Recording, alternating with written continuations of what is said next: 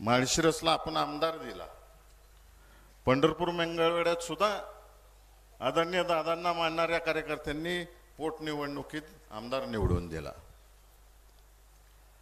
पक्षाने जे जे कार्यक्रम सांगितले ते कार्यक्रम आपण सगळ्यांनी राबवले.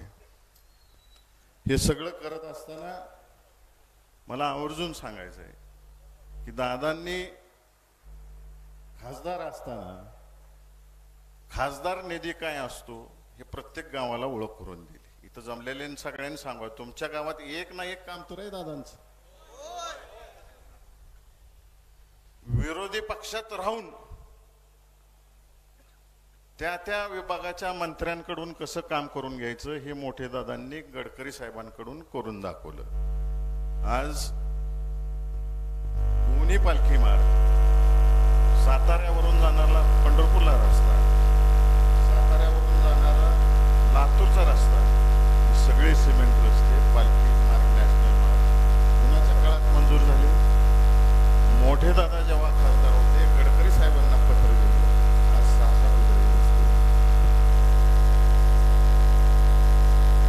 त्याच्यानंतर दादासाहेबांनी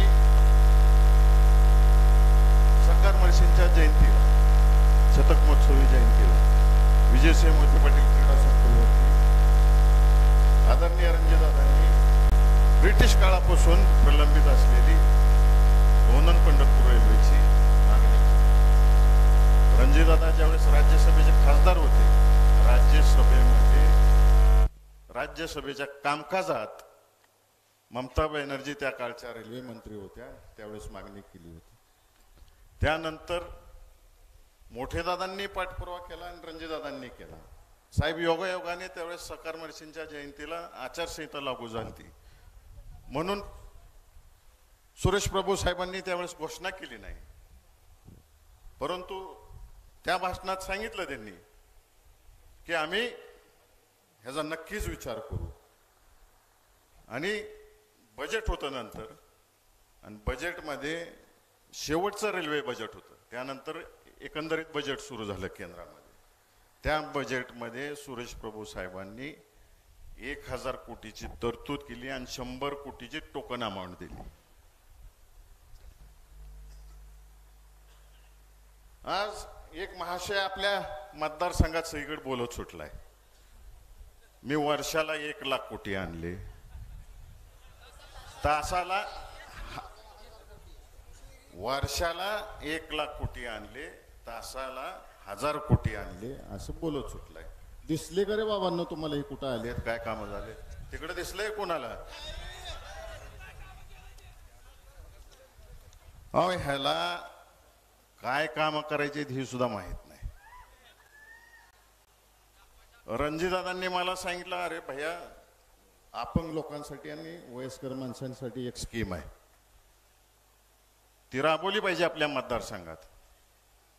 ती राबवली, पण मी प्रत्येक तालुक्यात गेलो, प्रत्येक तालुक्यात जाऊन अपंगांना तपासण्या केल्या. तळेकर सर तुमच्याच कार्यालयात केलं. साहेब हे सगळं केलं, केंद्राचं चांगलं सामान आलं, माळशिरस तालुक्यात पहिलं वाटप झालं, चांगलं झालं. नंतर ह्या महाशयाने सीओला फोन लावला, बीडीओला फोन लावला, प्रत्येक तालुक्याच्या सामान अजून सुद्धा सगळीकडे पडून आहे. त्या अपंग लोकांना कसलंच साहित्य जाऊन दिलं नाही.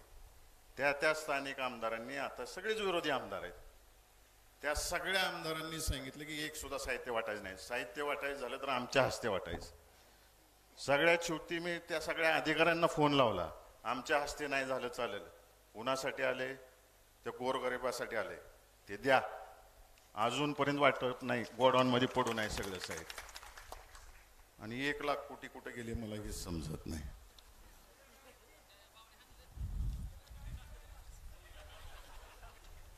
आदरणीय दादासाहेबांनी नीरा देवघरचं धरण जेव्हा मंजुरी करायची होती 80च्या दशकामध्ये, निलंगेकर साहेबांसमोर प्रेस्टिजचा इश्यू केला आणि ते धरण मंजूर करून घेतलं.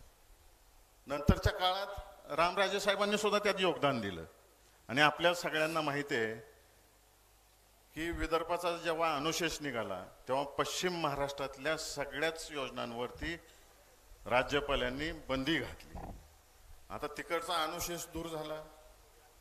दूर झाल्यानंतर पश्चिम महाराष्ट्रातली कामं चालू झाली. लाख मतं ज्या माणसाला दिली आम्ही, त्याचं काम होतं की मोठे दादांना त्या बैठकीला घेऊन जायचं, रणजितदादांना त्या बैठकीला घेऊन जायचं, इथला आमदार घेऊन जायचा. तर गेले नाहीत बैठकीला घेऊन. तेव्हा अजितदादांची राष्ट्रवादी अजून पक्षात आली नव्हती, ह्यांच्या युतीमध्ये आली नव्हती, महायुतीमध्ये. विरोधी पक्षातले 2 आमदार घेऊन तिथे गेलेत आणि नीरा देवगरची बैठक केली. त्याच्या आधी नीरा देवगरचं काम महाविकास आघाडी सरकार असताना तुम्ही सगळं फायली तयार करून ठेवल्या होत्या. यांनी फक्त पुढे ढकलायचं काम केलं आणि सांगते आता मी पाणीदार खासदार आहे. पाणी कुठं दिसलं अरे बाबा. कृष्णा भीमा स्थिरीकरण, दादांचा जिव्हाळ्याचा विषय, 6 जिल्हे आणि 31 तालुक्यासाठी योजना, त्याला सुद्धा विरोध. ज्यांनी चेष्टा केली त्या लोकांना घेऊन बैठकीला. आता काय, कृष्णा भीमा स्थिरीकरणच्या ऐवजी कृष्णा भीमा फ्लड डायव्हर्शन असं नवीन नाव दिलेलं आहे. प्रत्येक गोष्टीत दिशाभूल करायची जनतेची. आणि केवळ मोठे दादांना आणि रणजितदादांना कुठल्याही गोष्टीचं क्रेडिट नाही मिळालं पाहिजे म्हणून हे सगळं टाळायचं. पक्षाचे पदाधिकारी नेमताना सुद्धा प्रत्येक गोष्टीत ह्या खासदारच नाक आहे की नाही. शिवानाला सांगतोय माणसातली माणसं द्या. ज्यांनी मतं टाकली नाहीत ते ह्याच्या गाडीत माणसं, ज्यांनी मतं टाकली नाहीत त्यांना पद.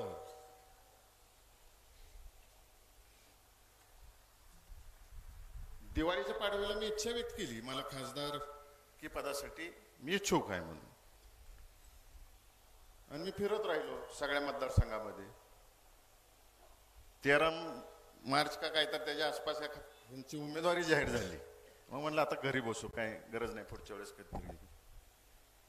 परंतु माळशिरस तालुक्यातल्या जनतेने तसंच माढा लोकसभा मतदारसंघातले जे कार्यकर्ते आमच्या आजोबांपासून आतापर्यंत जे प्रेम करतायत ते प्रत्येकाने मोठे दादांना आणि बाळदादांना भेटायला सुरू केलं. भैयाला आमच्या गावात पाठवून द्या, आम्हाला बोलायचं आहे. मग बाळदादांनी सांगितलं सगळ्यांनी, मोठे दादांनी सांगितलं जावा, प्रत्येक गावात जावा आणि लोक काय म्हणते ते ऐकून घ्या. साहेब मी प्रत्येक गावात गेलो. आमच्या आजोबांपासून सक्काळमर्शी पासून दादा रणजितदादा यांनी प्रत्येक गावात आपापली पदं असताना काय काय दिलं ह्याची उजळणी करून देत होते आम्हाला. हे केलं ते केलं. बऱ्याच वक्त्यांनी उजनीच्या विषयावरती बोललेत, ह्याच्यावर बोललेत, पुन्हा मी त्याच्यावर बोलत नाही. परंतु सगळ्यांनी जी आठवण करून दिली, एका गावात मला तरुण पोरांनी सांगितलं उभा राहणारा असेल तर गावात यायचं, नाहीतर यायच नाही. हाय असं गाडीतनं बसान जावा म्हणली. करमाळ्यातला आहे, बरोबर आहे ना, करमाळ्यातला विषय त्या दिवशी माघारी जायचं म्हणले. आणि दादांना पण सांगा जाईल तिथं. असंच पट्टा सुरू झाला. मी हे सगळं दररोज मोठे दादांना येऊन सकाळी सांगत होतो. कुटुंबातले आम्ही सगळेच येऊन सांगत होतो असं असं सगळेजण म्हणते. आणि त्यानंतर वेदना सांगायला सुरुवात केली. बऱ्याच जणांनी सांगितलं, दुधाच्या दरात सांगितलं, शेतकऱ्यांचे काय व्यथा हे सांगायला सुरू केलं, पाण्याची परिस्थिती काय हे सांगायला सुरू केलं. एवढ्या वेदना शेतकऱ्यांच्या ऐकायला मिळायला लागल्या. मग त्या दिवशी ठरवलं मी की आता माझ्यासाठी नाही मला उभं राहायचं. जसं मगाशी मी सांगितलं त्या गावात की कारभारी घरचा चांगला लागतो, कारभारी नीट असलं की घर नीट चालतं. या सोलापूर जिल्ह्यातील आणि माढा लोकसभा मतदारसंघातील लोकांना चांगला कारभारी पाहिजे.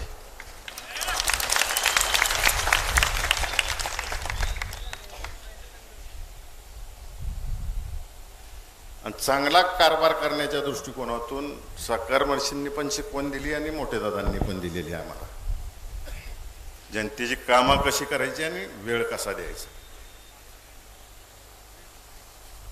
आता तुम्ही सगळ्यांनी सांगायचं आहे काय निर्णय घ्यायचा. मी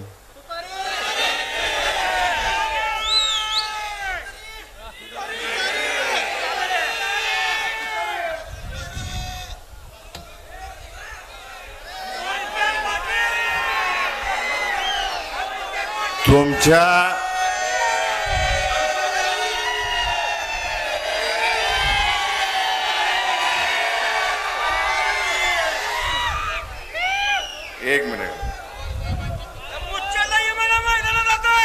एक मिनिट काही जणांनी प्रश्न विचारला. मागच्या वेळेस पवार साहेबांना सोडून गेला.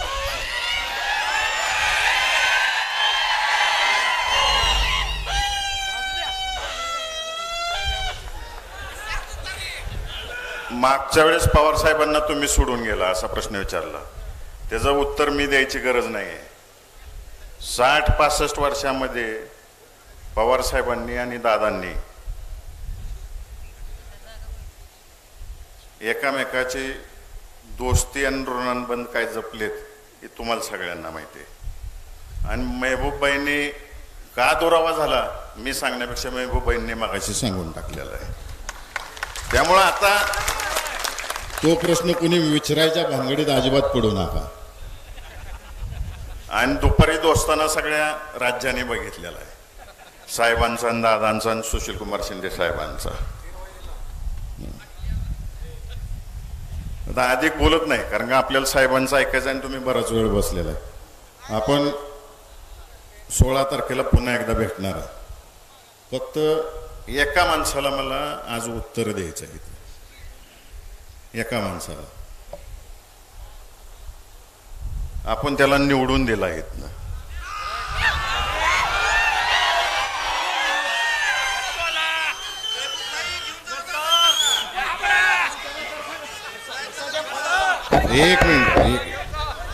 एक मिनिट त्यानं मांडव्यात एक प्रश्न विचारला. मांडव्यात म्हणला 70-75 वर्षात काय विकास झाला ते मी या 5 वर्षात केला. मी फक्त 2.5 वर्षात केला. मी फक्त एकच उत्तर देतो. दादांच्या सांगण्यावरून इथं जेवढी बसलीत ना त्या सगळ्यांनी एका रात्रीत तुला आमदार केला.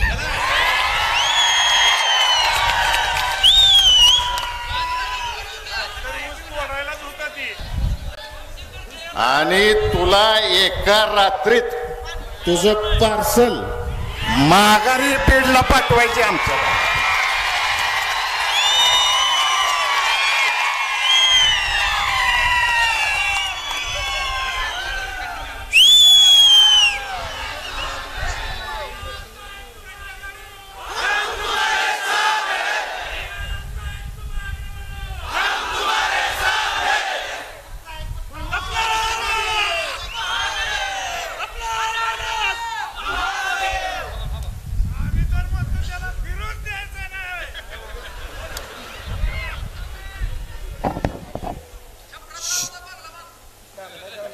शेवटचं बोलतो मी.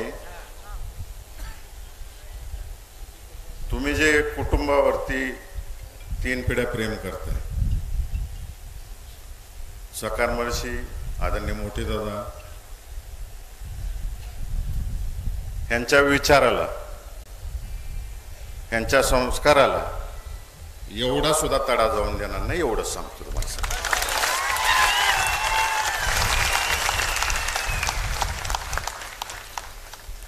मग घ्यायची ना तू तरी.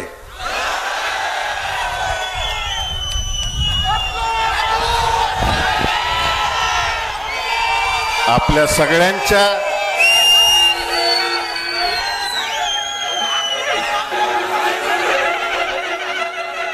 तुमच्या सगळ्यांच्या आदेशाने मी आजपासून तुतारी हातात घेत आहे.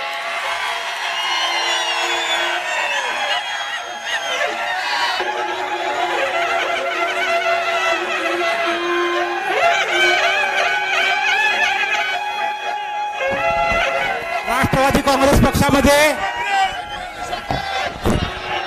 खाली बसून घ्या, सगळ्यांना खाली बसून घ्या. खाली बसा. समोरचे कॅमेरामन जरा 5 मिनिटं त्यांना ऐकू जाऊ दे. खाली बसा. एक मिनिट खाली बस रे तन्वीर. मला सगळ्यांना एकच विनंती करायची आहे, अजून जयंत पाटील साहेब आपल्याला मार्गदर्शन करणार आहेत, त्यामुळे जागेवर बसा सगळ्यांनी. राष्ट्रवादी काँग्रेस पक्षामध्ये धैर्यशील मोहिते पाटील यांचा जाहीर प्रवेश राष्ट्रवादी काँग्रेस पक्षाचे प्रदेशाध्यक्ष जयंत पाटील साहेब यांच्या हस्ते होत आहे.